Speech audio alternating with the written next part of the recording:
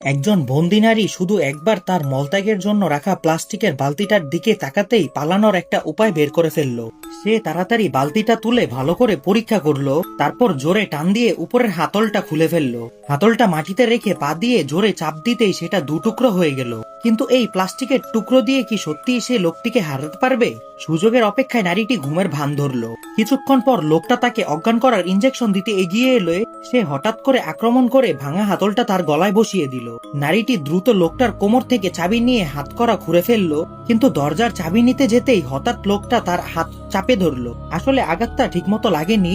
নারীটি দৌড়ে পালাতে লাগলো, কিন্তু সিঁড়ি বেয়ে উঠতে গিয়ে ক্যাপ্টেন তার গোড়ালি চেপে ধরলো এবং তাকে অজ্ঞান করার আরেকটি ইনজেকশন দিয়ে দিল।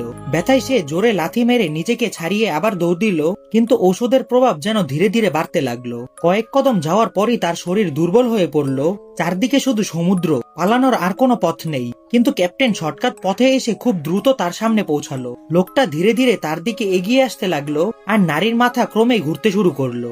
শেষ উপায় হিসেবে সে সমুদ্রে ঝাঁপ দিল, কিন্তু কয়েক মিনিট সাঁতার কাটতেই সম্পূর্ণ অজ্ঞান হয়ে গেল। পরের মুহূর্তেই পানির উপর একটি লোহার হুক ভেসে উঠল এবং তার হাতের নিচে আটকে গেল।